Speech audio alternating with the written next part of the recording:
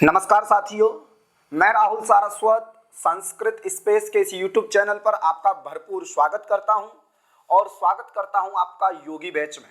योगी batch आप सभी को पता है कि संस्कृत जो यूपी टीजीटी के एग्जाम होने वाला है उसके लिए लेके आया जा रहा है।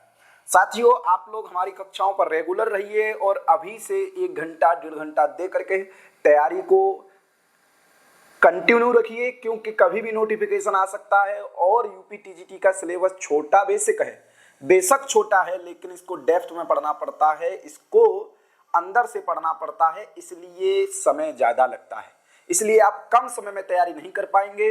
इसलिए आप रेगुलर रहिए। आपने कछुए और खरगोश की कहानी सुनी होगी, खरगोश की तरह आप दौड़ करके बैठ जाएंगे तो ठीक नहीं होगा। इसलिए हमारे साथ रोज कछुए की तरह धीरे धीरे चलते रहिए कि जब एग्जाम की डेट आए तब तक आपकी तैयारी हो चुकी हो। ठीक है, तो चलते हैं साथियों। मेरी टीम के द्वारा जो मेरे को जिम्मेदारी दी गई वो शिवराज विजयम की जिम्मेदारी दी गई। आप जानते हैं कि अंबिका दत्त व्यास जी द्वारा लिखित ये उपन्यास है, ऐतिहासिक उपन्यास है। ठीक है, और ये 12 निश्वास और 3 विरामों में विभक्त है। उसी पर ये देख रहे होंगे आप, ये चौथी क्लास हम लोग आज देखने वाले हैं। हम लोग इससे पहले 3 क्लास देख चुके हैं। 3 क्लास के बारे में हम लोग, जिन लोगों ने नहीं देखी है वो YouTube Sanskrit space YouTube channel की प्लेलिस्ट में जाकर के उन 3 क्लासों को देख ले, अन्यथा वो इस कहानी से वंचित रह जाएगा, वो इस कड़ी के साथ जुड़ नहीं पाएगा। तो पहले वो 3 क्लास देख ले, और जो लोग हमारी 3 क्लास देख ली हैं उनका स्वागत करते हैं आज की चौथी क्लास में। तो साथियों, हमारी कहानी प्रारंभ होती है शिवराज विजयम के गद्य की कहानी प्रारंभ होती है हमारी सूर्योदय से, प्रातः काल से, जो सूर्य के विशेषण से अंबिका दत्त व्यास बताते हैं। और उसी सूर्य को गौर सिंह जो होता है, जो लिखा है व्यास जी ने, गुरु सेवन पटुहु विप्रवटुहु, वो अपनी निश्चक्राम अर्थात अपनी कुटिया से निकल करके उस सूर्य को प्रणाम करता है। वह लेट उठा है, आज हम जानेंगे कि वो लेट उठा है और उठ करके उसने सूर्य को प्रणाम किया है, और प्रणाम करने के बाद उसके साथ क्या कहानी है ये आज की क्लास में हम लोग देखने वाले हैं। ठीक है, तो चलते हैं आज की क्लास में। तो देखिए, ये जो वहां कर बात शुरू होती है, अगला इससे पिछला जो गद्य है वो है गुरु सेवन पटुहु विप्रवटु। यहां तक खत्म हो जाता है कि गुरु की सेवा में जो दक्ष था, कुशल था, वह विप्रवटु जगा और किसको, उदिश्यंतम भास्करम प्रणमन, वो उगते हुए सूरज को प्रणाम कर करके जगता है। ठीक है, उसके बाद यहाँ की ये बात शुरू होती है। ठीक, तो देखिए, जैसे ही वो जगा, गौर सिंह जैसे ही जगता है तो वो खेद करता है अपने मन में, क्योंकि सूर्य को प्रणाम किया है और अपनी कुटिया से निकल के आया है। कनेक्ट करना आप कहानी के साथ कि जैसे ही वो कुटिया से अपनी से निकल करके आया, उसने सूर्य को प्रणाम किया, सामने सूर्य देखा तो वो सूर्य पे प्रणाम किया। तो इससे आप लोगों को भी पता चल रहा है और सूर्य को देख करके गौर सिंह को भी पता चल रहा है कि मैं उठने में अर्थात मैं जगने में लेट हो गया हूँ, आज मैं जल्दी नहीं जग पाया हूँ। यहीं से वो खेद कर रहा है, क्योंकि पुराने लोग क्या करते थे, गुरुकुल परंपरा रही है, हमारी आश्रम परंपरा रही है, सनातन परंपरा रही है कि सुबह ब्रह्म मुहूर्त में उठने का क्या होता है, टाइमिंग होती है। लेकिन जब गौर सिंह ने देखा कि मैं सूर्य निकल आया और अभी लेट जगा हूं, तो उसको एक खेद होता है। तो हम लोग एक बार गद्य को पढ़ेंगे, उसके बाद इसका अर्थ समझेंगे, उसके बाद इसका समास, प्रकृति, प्रत्यय, व्याकरण, टिप्पणी, जो कुछ संभावनाएं हो सकती हैं यहाँ से देखने का प्रयास करेंगे। अभी तक जितना क्वेश्चन पैटर्न हम लोगों ने देखा है, शिवराज विजयम से मैंने क्वेश्चन एनालाइज किया था कि पिछले प्रीवियस ईयर के पेपर में कैसे क्वेश्चन शिवराज विजय से पूछे गए, तो ज्यादा कठिन प्रश्न नहीं है, सामान्य पूछे गए हैं, लेकिन हो सकता है पूछ ले। कभी कभी आजकल कंपटीशन बढ़ गया है तो पैटर्न बदल रहा है, तो आप लोग कैसा भी पेपर आ जाए, कैसा भी प्रश्न शिवराज विजय से आ जाए, उसको ध्यान में रखना है। ठीक है, तो देखिए, पहले हम लोग एक बार गद्य पढ़ेंगे तो देखेंगे अहो, ये एक विस्मयवाचक शब्द है, तो वो पढ़ रहा है। अव्यय है अहो, चिररात्राय सुप्तोहम स्वप्न जाल परतंत्रेणैव महान पुण्यमयः समयः अतिवाहितः, समयो अतिवाहितः संधि है, संध्योपासन समयो अयम अस्मद गुरु चरणानां तत्सपदि अवचिनोमि कुसुमानि इति चिंतयन् कदलीदलम् एकम् आकुंच्य तृणसकलैः संधाय पुटकं विधाय पुष्पावचयं कर्तुम् आरेभे। ये गद्य है और इसकी कहानी समझ लेते हैं कि जैसे ही गौर सिंह जगा तो चिररात्राय सुप्तोहम, अहम चिररात्राय सुप्तः, मैं लंबे काल तक सोया, मैं बहुत देर तक सोया। स्वप्न जाल परतंत्र, तो हेतु दे रहा है कि मैं लंबे काल तक क्यों सोया। तो आप सुबह जब उठते हो और आपसे पूछा जाता है कि आप सुबह लेट क्यों जगे, क्या कारण था कि आप लेट जगे, तो जैसे जवाब आप देते हो वैसे ही गौर सिंह दे रहा है कि मैं घोर निद्रा में था। ठीक है, स्वप्न जाल परतंत्र में स्वप्न के जाल के ऐसे पराधीन हो गया जिसके कारण चिररात्राय अहम सुप्तः, मैं लंबे काल तक सोया। अब क्या हुआ, एवं मतलब निश्चय न महान पुण्यमय समय अतिवाहित यही करता, मैंने अपना जो महान सुकर्म करने वाला जो पवित्र समय था उसको क्या कर दिया, व्यय कर दिया, गवा दिया। ठीक है, उसके बाद कहता है जब उसको पता चलता है कि ये तो मेरे गुरुजी का क्या है, जैसे सुबह हम लोग लेट जगते हैं तो समझ में आता है कि ये कार्य तो हो चुका होगा, ये मेरे गुरुजी ये कर रहे होंगे, मेरे पापा ये कर रहे होंगे, ऐसे ही वो कह रहा है संध्योपासन समय अयम अयम समय संध्योपासन समय असमद गुरु चरणानाम, ये मेरे गुरु चरणों का आचार्य पदानाम अयम संध्योपासन समय, ये मेरे गुरुजी का क्या है, संध्योपासन समय है। तस्माद हेतु इसलिए सपदि, सपदि का मतलब होता है शीघ्रम, सपदि का मतलब होता है तत्क्षणे, सद्यः। ठीक है, अवचिनोमि चुनता हूं, कुसुमानी अहम अवचिनोमि कुसुमानी अवचिनोमि, फूलों को, कुसुमानी मतलब पुष्पाणी, चुनता हूं, इति चिंतयन इति विचारयन, ये विचार करता हुआ, कदली दलम एकम आकुंच, एक केले के पत्ते को लेकर के, तृण सकलही और सभी उसके टुकड़ों को जोड़ करके, संधाय मतलब जोड़ करके, पुटकम विधाय एक दोना बना करके, पुष्पावचयम पुष्प चयनम कर्तुम आरभे आरेभे, पुष्प चयन करना प्रारंभ कर देता है। ये इसका हिंदी अर्थ हो गया। अब हम एक एक पद को समझेंगे। तो देखिए, पहले आपको पता चल गया अहो जो है विस्मयवाचक अव्यय है। उसके बाद चिररात्राय की बात करते हैं तो चिररात्राय को आप ये मत समझ लेना जैसे रामाय है वैसे चिररात्राय है, नहीं है। चिररात्राय का मतलब है रात्रि में जो आप लंबे काल तक सो रहे हो, उसके ऊपर उसने लिखा है चिरकालम यावत। क्या हो जाएगा, चिरकालम यावत, चिरकालम मतलब दीर्घ कालम यावत, लंबे समय तक। सुप्तो अहम, तो इसको समझ लेते हैं। यहां है आपका सुप्तः और इधर है आपका अहम। क्लियर है। अब सुप्तः कैसे बना है तो आप यहां देखेंगे कि स्वप धातु है। क्या धातु है, स्वप, स्वप्ने क्या है, स्वप धातु है। स्वप धातु से आपको क्या करना है, अक्तः प्रत्यय करना है। क्या प्रत्यय करना है आपको, अक्ता प्रत्यय जब कर लेंगे उसके बाद सूत्र आएगा वचि स्वपी यजादीनाम कृति, वचि स्वपी यजादीनाम किति, वचि स्वप और यजादि धातुओं को कित प्रत्यय के परे रहते क्या होता है, संप्रसारण होता है। तो व को संप्रसारण हो जाएगा, एक स्थान पे जो यण उसकी संप्रसारण संज्ञा होती है, एक यण संप्रसारणम। व को संप्रसारण क्या होगा साथियों, उ हो जाएगा, तो बन जाएगा सुप, अक्ता का बचेगा ता, सुप्त बन जाएगा। कृदंतत्वात् प्रातिपदिक संज्ञा करोगे, प्रथमा के एक वचन में सु लेके आओगे, उसका सा बचेगा, बनेगा सुप्तस। तो यही यहां पर क्या है, सुप्तस है। ठीक है, सुप्तस। और इधर क्या है आपका, अहम है। ठीक है, सुप्तस अहम, ये प्रथमा का एक वचन है, सुप्तः अहम। ठीक है, अहम सुप्तः। ठीक है, तो सुप्तस अहम में आपको क्या करना है, अब सस जुसो रू विसर्ग संधि है। ठीक है, सस जुसो रू, सस जुसो रू, इससे क्या कर लोगे, रुत्व कर लोगे, तो बन जाएगा सुप्त रू बनेगा, उसको अनुबंध लोप करके र बचा लोगे, अब बन जाएगा अहम। अब सूत्र आता है अतोरोर प्लुताद प्लुते, जैसे आप शिवोर्च बनाते हो ना वैसे ही बनाना है, अतोरोर प्लुताद प्लुते। ये क्या कहता है कि अप्लुत अप से परे जो रेव, तो सुप्त में जो तकार उत्तरवर्ती जो आकार है वो अप्लुत है, उससे परे रेप है, इसको हो जाएगा उ। और कब होता है ये यू, अतोरोर प्लुताद अप्लुते, अर्थात अप्लुत आकार परे रहते हैं। तो ये जो अ है ये अप्लुत है, जहां प्लुत होगा वहां ये तीन का एक चिन्ह देना दिया जाएगा, क्योंकि आप ह्रस्व को पहचान सकते हो अ, दीर्घ को पहचान सकते हो आ, लेकिन प्लुत को पहचानने के लिए परंपरा में तीन लिख दिया जाता है। इसका मतलब है त्रिमात्रिक। तो यहाँ पर कहीं तीन नहीं लिखा हुआ है, इसका मतलब अप्लुत से परे जो रेप उसको हो जाएगा उ, तो बन जाएगा सुप्त। दिख रहा है आप सभी को, ये हलंत नहीं है, सुप्त उ प्लस अहम। क्लियर है। अब यहां पर क्या हो जाएगा, गुण हो जाएगा, अ और उ, सुप्त में त के आको और रेप के स्थान पे हुआ जो उ, इन दोनों में हो जाएगी गुण संधि।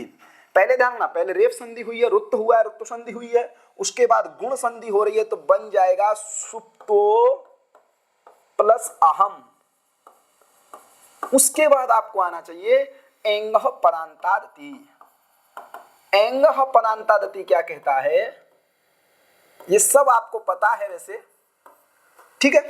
ये कहता है परांत गण से परे अत परे हो तो क्या हो जाता है, पूर्व रूप हो जाता है, और पूर्व रूप हो जाएगा तो यहाँ पर खंडाकार हो जाएगा, जैसे हरेव विष्णु बनाते हो वैसे यहाँ सुप्तो हम बन जाएगा। क्लियर हो गया। तो ये रहा सुप्तो हम, समझ में आ गया। स्वप धातु से अक्ता प्रत्यय करना है। पूछा जा सकता है कि सुप्त हमें कौन सा प्रत्यय है, अक्ता प्रत्यय है, ठीक है। अक्ता प्रत्यय करेंगे, कर्दन तत्वात् प्रातिपदिक संज्ञा करेंगे, रुत्व करेंगे तो पूछ लिया जाएगा सुप्तो हम में कौन सी संधि है। तो सुप्तो हम में साथियों आपको बताना है कि यहाँ पर पूर्व रूप संधि है, ठीक है। बेशक पहले इसमें और सबसे प्रथम सुप्तो हम में सर्वप्रथम कौन सी संधि हुई है, तो रुत्व संधि हुई है। उसके बाद मध्य में कौन संधि हुई है, गुण संधि हुई है। उसके बाद जो आपके पास निचोड़ निकल के आया तो वहां पर आपके पास पूर्व रूप संधि हुई है, ठीक है। अब आगे देखते हैं। तो ये समझ में आ गया, मैं लंबे काल तक सोया, ये उसको खेद हुआ। क्यों सोया, तो स्वप्न जाल पर तंत्रेणैव। तो देखते हैं स्वप्न एव जालम, स्वप्न एव जालम, स्वप्न जालम, ठीक है। तस्य परतंत्र, स्वप्न जाल परतंत्र, स्वप्न जाल के परतंत्र मतलब पराधीन, स्वप्न जाल के परतंत्र होकर, पराधीन होकर, परतंत्र तेन परतंत्रेण, तो स्वप्न जाल परतंत्रेण ये बन जाएगा। अब देखो परतंत्रेण है यहाँ, स्वप्न एव जालम, स्वप्न जालम, तस्य परतंत्र, परतंत्र नाम पराधीन, ठीक है, पराधीन तेन, ये बन जाएगा आपका स्वप्न जाल पर तंत्रेण। राइटिंग पे मत जाना, मैं साथ साथ इसलिए बोल रहा हूं कि आप मेरे बोल, आप लोग सब टीजीटी का एग्जाम दे रहे हैं तो मेरे बोलने पर आप लोग लिख लीजिएगा स्वप्न जाल पर तंत्रेण प्लस एव। अब स्वप्न जाल परतंत्रेण, णकार उत्तरवर्ती, अकार एव पूर्ववर्ती, एकार दोनों में हो जाएगी वृद्धि रेची से वृद्धि संधि हो जाएगी, तो आई हो जाएगा, आई हो जाएगा, ठीक है, परतंत्रेणैव। क्लियर है, स्वप्न जाल परतंत्रेणैव हो जाएगा संधि, वृद्धि संधि। तो यहां पर आपकी पूर्व रूप संधि है और यहां पर आपकी वृद्धि संधि है। क्लियर, स्वप्न जाल परतंत्रेणैव ये बन जाएगा। महान मतलब अत्यंत सर्वोत्कृष्ट, पुण्यमय जो था, पुण्य शब्द से यहाँ पर प्रचुरार्थ में तत्प्रकृति वचने मयट सूत्र है, तत्प्रकृति वचने मयट, उस सूत्र यहाँ पर प्रचुरार्थ में मयट प्रत्यय कर लेंगे कि जो अत्यंत पुण्यमय काल था, समय, समय मतलब काल था। यहाँ पर भी समयो अतिवाहित, अक्ता प्रत्यान शब्द है, अति उपसर्ग है, समयो अतिवाहित, यहाँ पर भी आप देखेंगे तो सेम सुप्तो हम की तरह पूर्व रूप संधि है, समय स अतिवाहित, रुत्व संधि, गुण संधि, अतोरूप प्लुताद, प्लुते से उ हो जाता है, फिर गुण हो जाता है, पूर्व रूप हो जाता है, बन जाता है समयो अतिवाहित व्ययी कृता, गवा दिया स्वप्न जाल के पराभूत होकर के। तो ये लाइन आपकी लग गई। आगे चलते हैं, ठीक है। तो लिखते रहिएगा, नोट्स बनाते रहिएगा, कब काम आ जाए। आप बन जाए टीजीटी में लेक्चर बन जाए, प्रोफेसर बन जाए, कभी हमेशा टीजीटी के टीचर थोड़ी नहीं रहोगे, आगे जाके प्रोफेसर बनोगे, कभी भी पढ़ाने को मिल सकता है। संध्योपासना समय, तो यहां पर देखिए संध्या है, उपासना है, गुण संधि कर दोगे तो बन जाएगा संध्योपासन। ये जो समय है जो मैंने व्यतीत कर दिया है, उसके बाद का जो समय है संध्योपासना समय है, ये संध्योपासना का समय है। किसका संध्योपासना का समय है, तो समय मतलब अयम समय है, संध्योपासना समय है असमद गुरु चरणानाम, ठीक है, असमद गुरु चरणानाम, मेरे आचार्य पादानाम, ये मेरे आचार्य पाद का गुरु चरणानाम संध्योपासना समय है। ये मेरे गुरुजी का गौर सिंह कह रहा है कि मैंने जो अच्छा समय था वो तो बता दिया सो के, लेकिन अब जो ये काल चल रहा है ये किसका काल है, मेरे गुरुजी इस समय संध्या वंदन करते हैं, ठीक है। अब वो कह रहा है संध्या वंदन करने के समय मेरी ड्यूटी क्या थी, तो मेरी ड्यूटी थी जब गुरुजी संध्या वंदन करेंगे उसके बाद वो मंदिर जाएंगे तो फूल मुझे चाहिए, पूजा के लिए मुझे फूल ला करके गुरुजी को देने हैं। तो वही कह रहा है कि जब तक गुरुजी संध्या करके उठ के आए उससे पहले मुझे क्या करना है, उनके पास फूल रख देने हैं, ठीक है। तत् मतलब तस्माद हेतु हो सपदी, सपदी का अर्थ पूछा जा सकता है आपसे, परीक्षा में पूछा जा सकता है कि सपदी का मतलब क्या होता है, समझ में आया। तो यहीं पर आपके जो अमर कोशकार हैं वो कहते हैं सद्य, सद्य सपदी तत्क्षणे, ठीक है, सद्य सपदी तत्क्षणे सत्वरम, ठीक है, शीघ्रम, ये सब पर्याय शब्द है, ठीक है। ये सब पर्याय शब्द है। सद्यः भी दे सकता है ऑप्शन में, तत्क्षणे भी दे सकता है, तत्क्षणम भी दे सकता है, सत्वरम भी दे सकता है। सपदि मतलब तत्क्षणे, सद्यः सपदि तत्क्षणे, सत्वरे शीघ्रे। ठीक है, जल्दी ही। अवचिनोमि कुसुमानि, अहम कुसुमानि अवचिनोमि। कुसुमानि मतलब पुष्पाणि, कुसुम शब्द है पुष्प का पर्याय है, कुसुमानि मतलब पुष्पाणि। अवचिनोमि, अवचिनोमि देख लेते हैं। अब उपसर्ग पूर्वक स्वादि गण की धातु ची धातु उत्तम पुरुष, लट लकार उत्तम पुरुष। ठीक है, लट लकार है, उत्तम पुरुष है, एक वचन है। ठीक है, लट लकार उत्तम पुरुष एक वचन में मिप आ जाता है, प चला जाता है, मी बचता है। जो हमारा विकरण होता है स्वादि गण में वो इष्णु होता है, इष्णु का नु बचता है या मी रहता है, गुण हो जाता है। तो अवचिन उ को गुण हो जाएगा, नो अवचिनोमी, मैं चुनता हूं। किम, तो कुसुमानी, कानी कुसुमानी, किनको चुन रहा है भैया? कुसुमानी, कुसुमों को मतलब पुष्पों को ये चुन रहा है। इति चिंतयन, इति चिंतयन का मतलब है इति विचारयन, ऐसा चुनता हूं, ऐसा सोच लेता है कि ये मेरे गुरुजी का संध्या वंदन का समय है, इसलिए मैं वो पुष्प चुनता हूं। चिंतयन शब्द को समझ लेते हैं कि चिंतयन के बारे में आपसे पूछ लिया जाएगा। ठीक है, तो एक धातु है चिति स्मृत्याम, ये पूछ लिया जाएगा कि चिंतन एक ऐसा शब्द है ना कि आपसे पूछ लिया जाएगा कि चिंतन इसमें कौन सी धातु है। आपसे वो ऑप्शन में कुछ भी दिया सकता है, चिचय दिया जा सकता है, चिति संज्ञाने दिया जा सकता है, चिति स्मृत्याम दिया जा सकता है, या बोल दिया जा सकता है इनमें से कोई नहीं है। तो आपको ध्यान रखना है कि चिति स्मृत्याम से बनेगा, चिति संज्ञाने से नहीं बनेगा। चिति स्मृत्याम जो धातु है आपकी चुरादी की धातु है। ठीक है, चुरादी गण की धातु है। क्लियर है?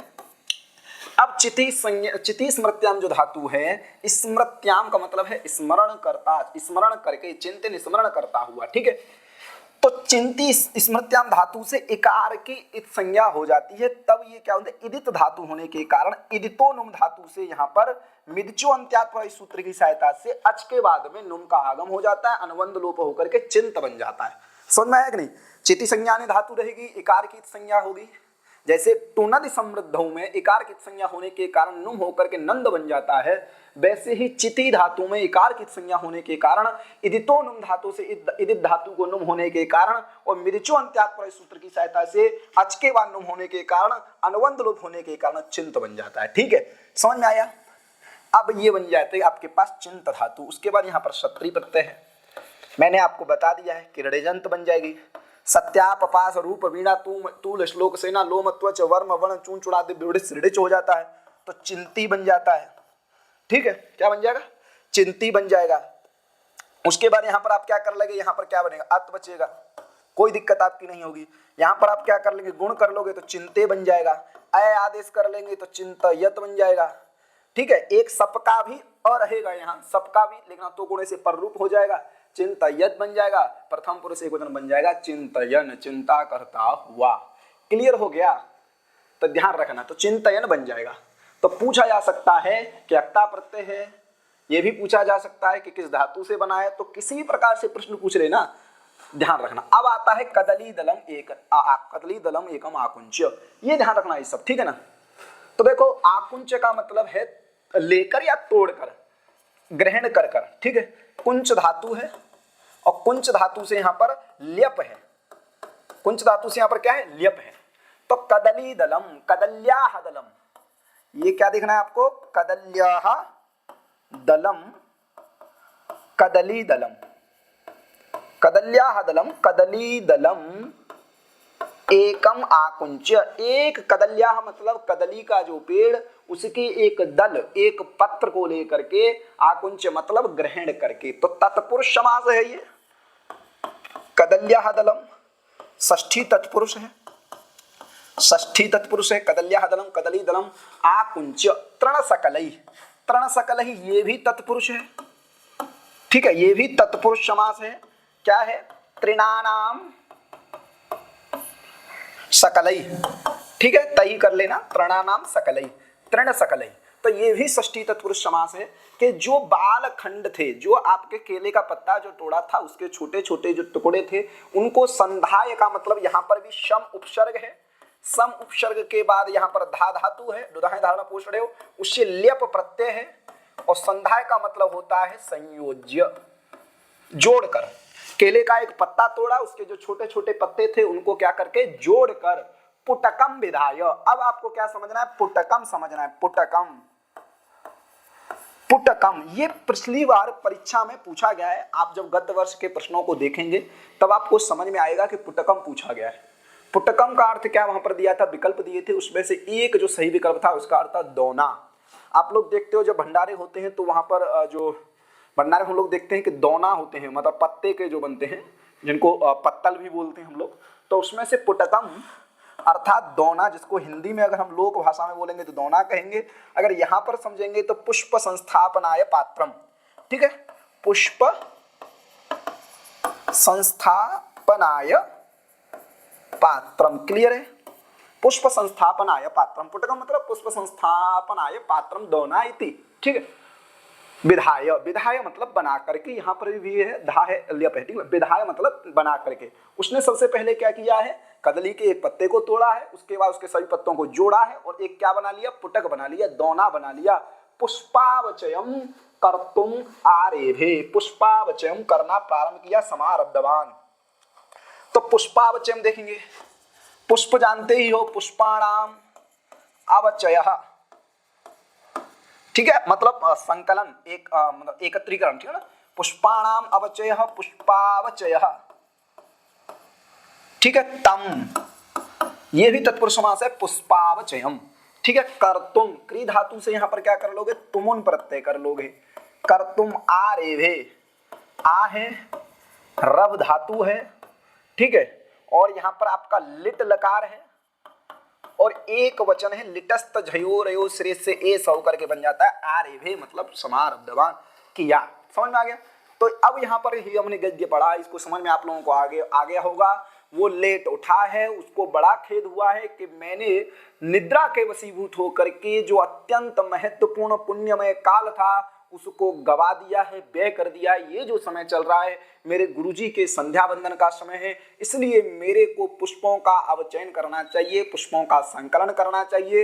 ये सोचता हुआ वह केले के वृक्ष के पास जाता है, वहां से पत्ते तोड़ता है, उन पत्तों को जोड़ता है, एक दोने का निर्माण करता है और फूलों को चुनना आरंभ कर देता है। ये इस गद्य की कहानी रही। यहां से मुझे उम्मीद है कि आपसे कोई प्रश्न वो पूछ लेगा तब आप आसानी से उत्तर दे पाएंगे।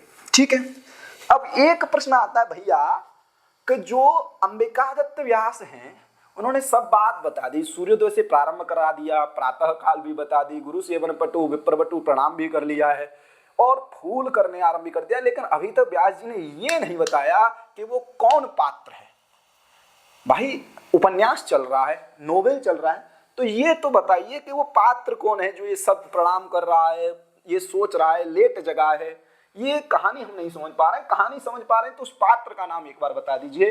तो व्यास जी जो है उसका डायरेक्ट नाम न बता करके कि ये गौर सिंह है, ये नाम न बता करके उसकी जो पूरा स्ट्रक्चर है, जो आकार है, उसकी जो रूपरेखा है, दिखने में वो कैसा है, उसके विशेषणों को बताते हुए उसकी जो उसके गुण हैं और उसके देखने में वो कैसा लगता है, इस प्रकार की बात यहाँ से वो कर रहे हैं। तो वही हम देखेंगे। एक बार हम गद्य पढ़ेंगे, गद्य के बाद हिंदी अर्थ समझेंगे, उसके बाद हमसे समास अलंकार जो कुछ भी होगा इस गद्य से हम समझेंगे। ठीक है, तो देखिए बटु असु, तो ये बटु वहीं से बात कर रहा है, गुरु सेवन पटु विप्र बटु, वही बटु है ये, ठीक है ना। बटु रसौ आकृत्या सुंदरः वर्णेन गौरः जटाविर ब्रह्मचारी वयसा 16 वर्ष देशीयः कंबुकंठः आयत ललाटः सुबाहुर विशाल लोचनेश्चासी, विशाल लोचनश्चासी। ठीक है, ये गद्य दिया। अर्थ क्या है, बटौ रसु आकृत्या सुंदरः, जो ये सोचा है, जो लेट जगह है, जिसने सूर्य को प्रणाम किया है, जो पुष्प चुनना आरंभ कर दिया है, असौ बटु आकृत्या सुंदरः, आकृत्या में प्रकृत्या दिव्य उपसंख्यानम से तृतीया होकर के आकृत्या आकारेण सुंदरः, वह शरीर से क्या है, सुंदर है, आकार मतलब शरीर। वर्णेन गौरः, वर्णेन रंगेन गौरः, जिसका जो वर्ण है, कलर है, वो क्या है, गौर है, गौर है। इसलिए देखो आगे जब आप चलोगे तो वो श्याम वर्ण का है, इसलिए उसका नाम श्याम सिंह है। ये गौर वर्ण का है, इसका नाम क्या है, गौर है। ठीक है ना। जटाविर भू ब्रह्मचारी, यहाँ पर आकृत्या वर्णेन दोनों जगह है, प्रकृत्या दिव्योपसंख्यानम से तृतीया है और जटाविर इत्थम भूत लक्षणे सूत्र से यहाँ पर इत्थम भूत लक्षणे भाविप्सा पृथ्वी प्रणवः, उस सूत्र से यहाँ पर तृतीया हुई है। जटाभि मतलब जटाओं से, ब्रह्मचारी है वो। ठीक है। वयसा 16 वर्ष देशी है, वयसा मतलब अवस्था, वो आयु में क्या है, 16 वर्ष का है।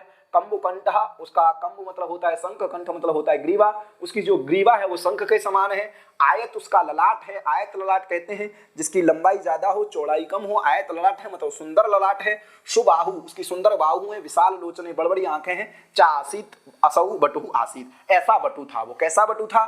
तो अब हम यहाँ से समझने का प्रारंभ करते हैं। आकृति शब्द से जब आप तृतीया करोगे तो यहाँ पर मूल शब्द है आकृति। आकृति मतलब है उस शरीर की बनावट। असौ बटुहु, अब देखो बटुहु तो समझ में आ रहा है, एक वचन है बटुहु, ठीक है, भानुहु की तरह। असौ शब्द को समझना है तो अदस शब्द है, ठीक है। अदस शब्द से आप क्या ले आएंगे? सुविभक्ति ले आएंगे। क्या ले आएंगे? सुविभक्ति। आप सभी को पता है कि हलंगाभ्यो दीर्घात् सुसवक्तम, हल से सु का लोप हो जाएगा। प्रत्यय लक्षण मान करके अदस औ सुलोपश्च सूत्र है। हलंत पुल्लिंग में लास्ट प्रकरण में आपको मिल जाएगा अदस औ सुलोपश्च, ठीक है, अदस औ सुलोपश्च। इस सूत्र से आप देखो शिवराज विजय को इस प्रकार से पढ़ने के आपके देखो व्याकरण भी ठीक हो जाएगी, समास भी ठीक हो जाएगा, संधि भी ठीक हो जाएगी, अर्थ भी ठीक हो जाएगा, कुछ शब्द भी आपको नए पता चल जाएंगे, ठीक है। तो यहाँ पर क्या होता है, ये क्या कहता है, अदस शब्द को औ होता है, ठीक है ना, अदस औ को होता है और सु का लोप होता है इसी सूत्र से। हलंगाभ्यो से लोप नहीं करना है, यही आपका क्या कर देगा, सु का लोप कर देगा, ठीक है, ध्यान रखना है, यही सु का लोप करता है, हलंगाभ्यो से आपको नहीं करना है। हलंगाभ्यो से इसलिए करना है, वो करता तो है लेकिन गयन तावंत इत्यादि सबसे करना यहाँ नहीं होगा, ठीक है। अब ध्यान रखना, वो गयन तावंत सूती सी इत्यादि अप्रक्तम जो हल उसका लोप करता है, यहाँ उससे नहीं होगा, किस सूत्र से होगा, इसी से हो जाएगा। अदस औ सुलोपश्च, सु का लोप हो जाएगा और स को औ हो जाएगा तो बन जाएगा अद प्लस औ। इसको क्या कर देंगे, वृद्धि कर देंगे तो बन जाएगा अदौ। और आपने सूत्र पढ़ा होगा तदोषः शावनन्त्यो, तदोषः शावनन्त्यो, ठीक है। जहां पर हम तदोषः शावनन्त्यो सूत्र से हम क्या कर लेंगे, जैसे सह जैसे बनाते हैं, ये सह जैसे बनाते हैं, वहीं की बात है। इस सूत्र से हम क्या कर लेंगे, दा को सा कर लेंगे, प्रत्यय लक्षण के द्वारा सु मान लेंगे तो बन जाएगा असौ। क्या बन जाएगा, असौ। तो अदस शब्द की प्रथमा व्यक्ति का एक वचन है असौ। यह बटु आसीत, यह बटु था, तो कैसा था यह बटु, समझ में आ गया। असौ बटु आसीत, यह बटु था। अब जानेंगे वो बटु भैया कैसा था, ठीक है। तो आकृत्या सुंदर, आकृति शब्द है, आकृति शब्द है, प्रकृत्यादिभ्यो उपसंख्यानम से यहाँ पर तृतीया हो जाएगी, तृतीया में क्या बनेगा, आकृत्या। आकृति के द्वारा वो कैसा था, सुंदर था। कैसा था वो, सुंदर था, मनोहर था। वर्णेन गौरः, वर्णेन का मतलब है रंगेण, कलर, कलरेण, गौरः, गौर सिंह, गौरः। जटाभिर ब्रह्मचारी, जटा शब्द की तृतीया बहुवचन में बन जाएगा जटाभि, तो जटा से वो क्या था, ब्रह्मचारी। ब्रह्म नाम वेद, ब्रह्म किसको कहते हैं, वेद। तच्चरति ब्रह्मचारी, ताच्छिल्य ऋणी, ब्रह्मचारी में ऋणी प्रत्यय हो जाएगा। ताच्छिल्य मतलब स्वभाव में, वेद का आचरण करना ही स्वभाव है जिसका, वेद का पारायण करना, वेद का अध्ययन करना, वेद का स्वाध्याय करना ही स्वभाव है जिसका, उसको कहेंगे ब्रह्मचारी। वयसा, वयसा मतलब अवस्थया, तृतीया का रूप है वयसा मतलब अवस्थया। 16 वर्ष देशीय, कल्पक देश्य देशीयर सूत्र से यहाँ पर देशीयर प्रत्यय है। कौन सा प्रत्यय है, ये देशीयर प्रत्यय है। यहाँ पर छ ये इत्यादि की कल्पना मत करना, देशीयर प्रत्यय है। 16 वर्ष की उसकी क्या है, अवस्था है। कंबुकंठ, आयत ललाट, सुबाहु, विशाल लोचन, इनको समझ लेते हैं। तो पहले पे है हमारा कंबुकंठ, क्या है, कंबुकंठ, ठीक है। अब यहाँ पर क्या करना है, कंबु रेव कंठो यस्य सह कंबुकंठ, ठीक है। उसके बाद दूसरा क्या है, आयत ललाट, आयत ललाट, आयत ललाट, आयतम ललाटम यस्यासौ आयत ललाट, क्लियर है। उसके बाद तीसरा आपका क्या है, सुबाहु, सु देखो रा ऊपर उठ रहा है, ठीक है ना, सुबाहु, तो ये हो जाएगा। सुबाहु में पुल्लिंग शब्द है, सुबाहु है ना, तो सुबाहु का मतलब है शोभनऊ, ठीक है ना। सु मतलब अच्छा होता है, शोभन होता है, तो शोभनऊ। बाहु शब्द के, भानु शब्द के द्विवचन बन जाएगा बाहु, शोभनऊ बाहु यस्य सौ सुबाहु कर लेना, ठीक है। अब आता है विशाल लोचन, तो लोचन हमेशा आंख है, आंख दो है, तो द्विवचन में आ जाएगा विशालम, विशाले, विशाले लोचने, दोनों आंख की बात कर रहा है, एक आंख की नहीं बात कर रहा है। विशाले लोचने यस्यासौ विशाल लोचन कर लेना। तो कंबुरिव कंठो यस्य सः आयतम ललाटम यस्य सौ शोभनौ बाहु यस्य सौ और विशाले लोचने यस्य सौ विशाल लोचन। अब यहाँ पर चारों में क्या समास है? बहुव्रीहि समास है। यहाँ बात करते हैं चारों की बात करते हैं तो यहाँ पर कौन समास है भैया? बहुव्रीहि समास है। जहां पर अन्य पदार्थ हमारा गौर सिंह के ये सब क्या है? विशेषण है। गौर सिंह के विशेषण है, बटु के विशेषण है, असौ के विशेषण है। बटु कैसा था? तो आकृति से सुंदर था, वर्ण से गौर था, जटाओं से लग रहा था कि ब्रह्मचारी है, आयु से लग रहा था कि वो 16 वर्ष का है। कंबुकंठा, कंबुकंठ का मतलब है शंख स्यात् कंबु। अमरकोश में लिखा गया है शंख स्यात् कंबु। शंख को क्या कहते हैं? कंबु कहते हैं। कंठ मतलब होता है ग्रीवा। कंबुरिव कंठो यस्य, शंख के समान ग्रीवा गर्दन कंठ है जिसका, उसको कहेंगे कंबुकंठा। आयत ललाट है जिसका, आयत के समान मतलब आयताकार आकार है जिसके ललाट का। सुबाहुर विषण, शोभन बाहु है, अच्छी बाहु, मजबूत बाहु है जिसकी। विशाल लोचन मतलब बड़ बड़ी आंखें हैं जिसकी। ऐसा आसीत बसु असौ बटु आसीत, ऐसा बटु था। समझ में आ गया?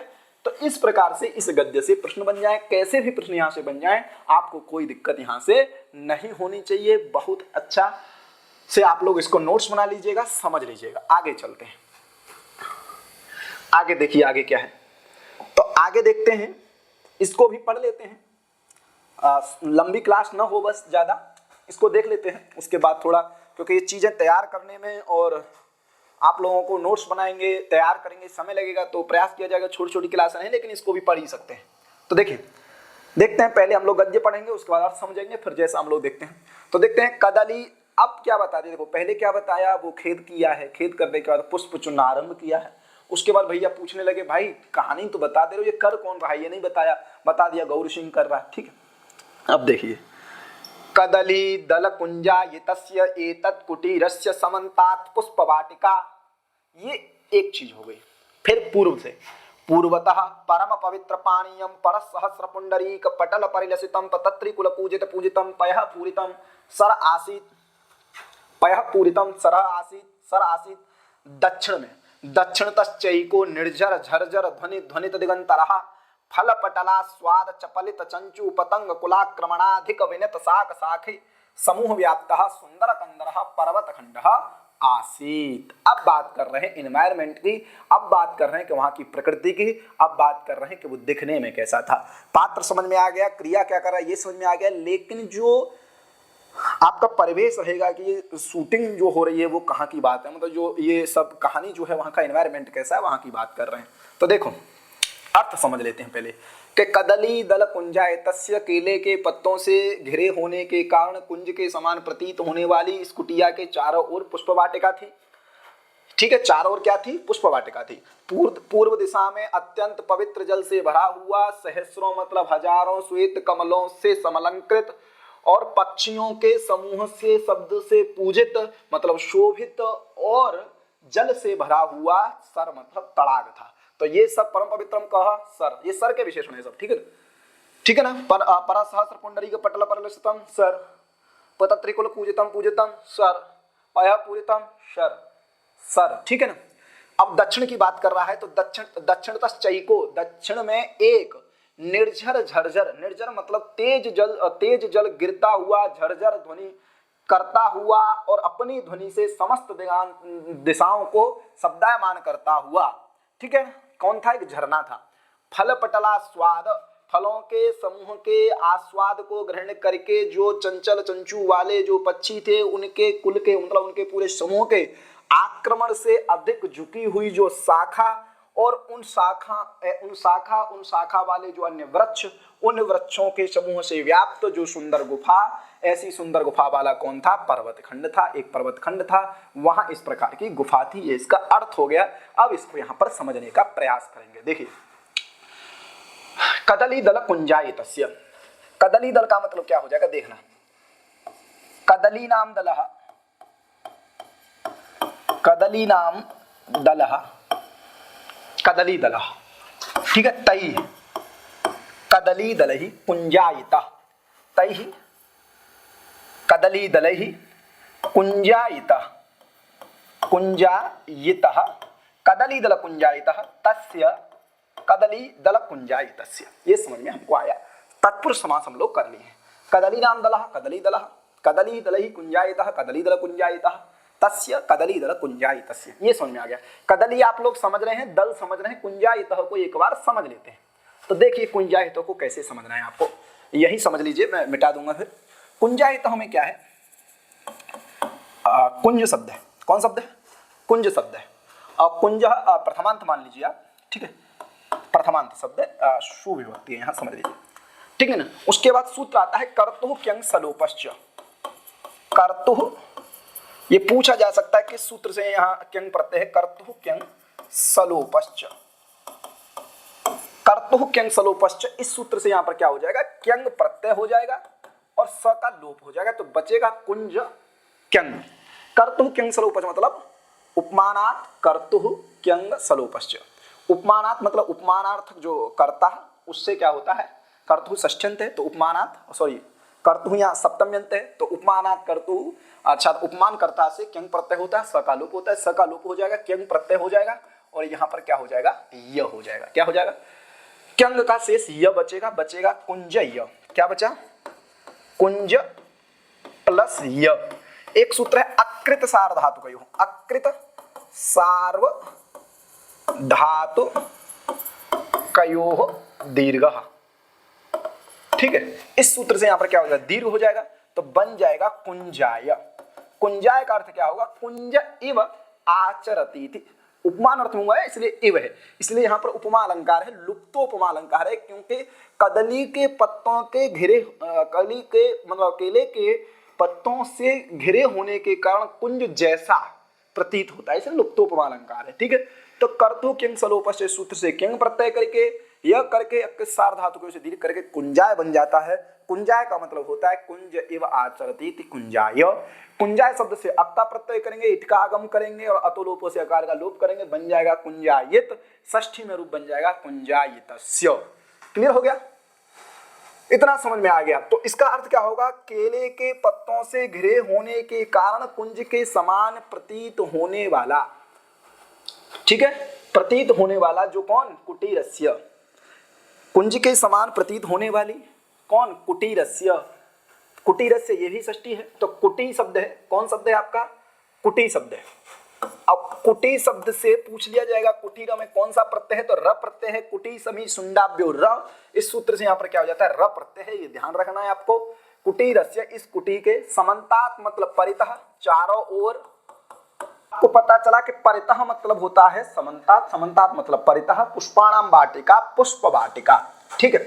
अब देखिए यहां से आपका प्रश्न किस प्रकार से बनेगा कि कुंजायितः में कौन सा प्रत्यय है, कदलीदल कुंजायितः में कौन सा समास है, उसके बाद कौन सा अलंकार है, तो लुप्तोपमा अलंकार है, लुप्तोपमा अलंकार है।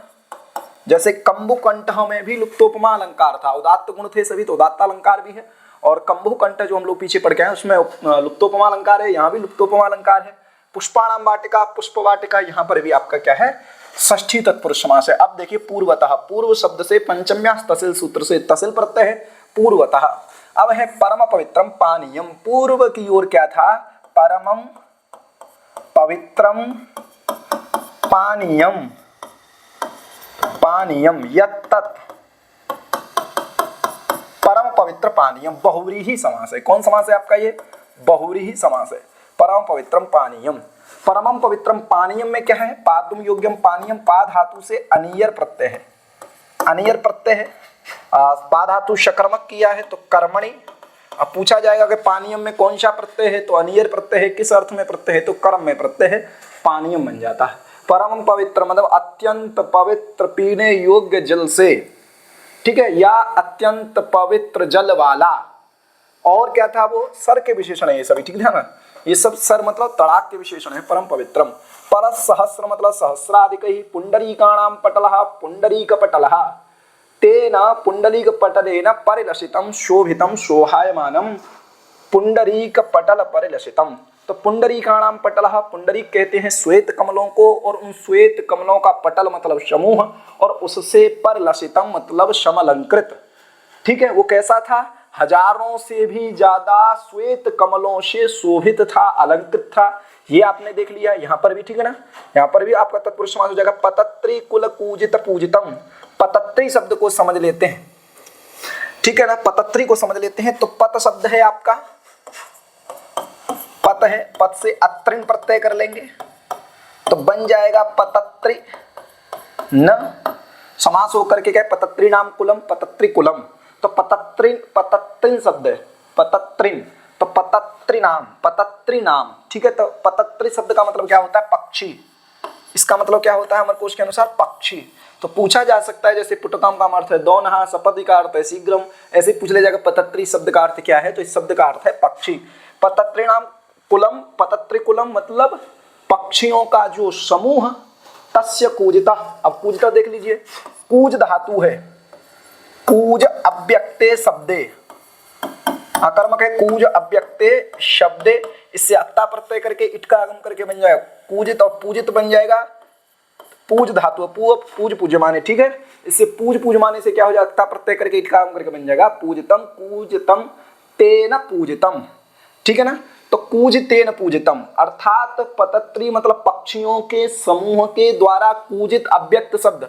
जब पक्षी ची ची करके बोलता है तो अव्यक्त ही शब्द है, तो कूजित मतलब अव्यक्त शब्द उस पक्षियों के कुल के कलरव से जो पूजित मतलब शोभित, ठीक है। वहां क्या था? उस तालाब के किनारे पक्षियों का जो समूह था उनके शब्दों के द्वारा वो शोभित हो रहा था, उनके चहचहाने से।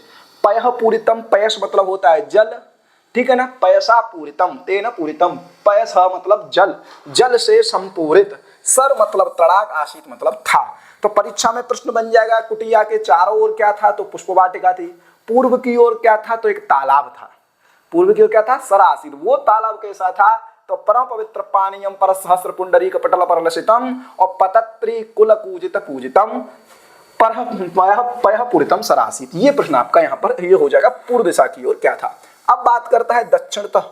दक्षिण शब्द से तहसील प्रत्यय करके बन जाएगा दक्षिणतः, पंचम्यास तहसील।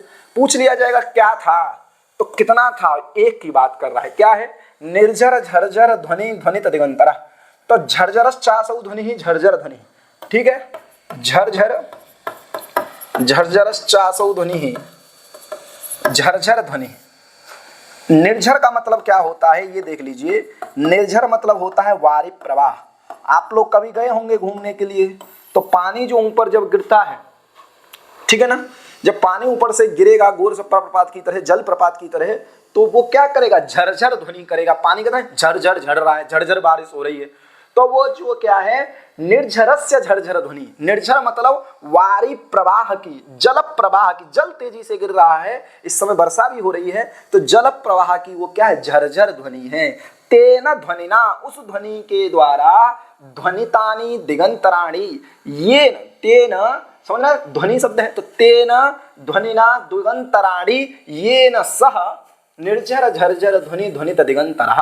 अब यहाँ पर देखो ये समास जो था तत्पुरुष था, तो ये है तत्पुरुष गर्भक बहुव्रीहि।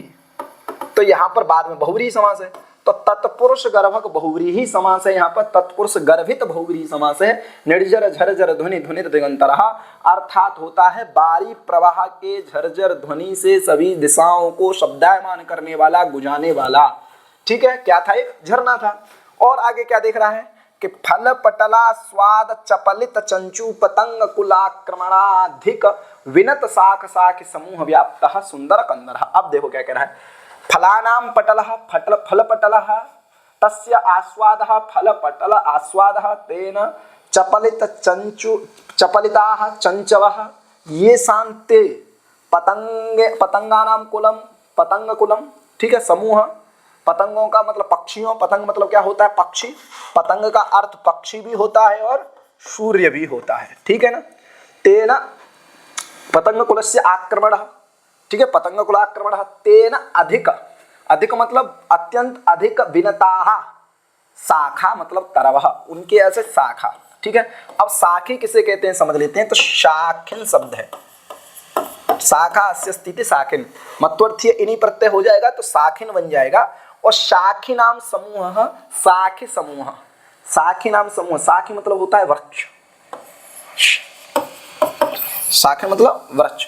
शाखा अस्य स्थिति शाखी, शाखी मतलब शाखा जिसमें होती है वो कौन होता है? वृक्ष होता है। उन वृक्षों के समूह से व्याप्त, समझ में आ गया।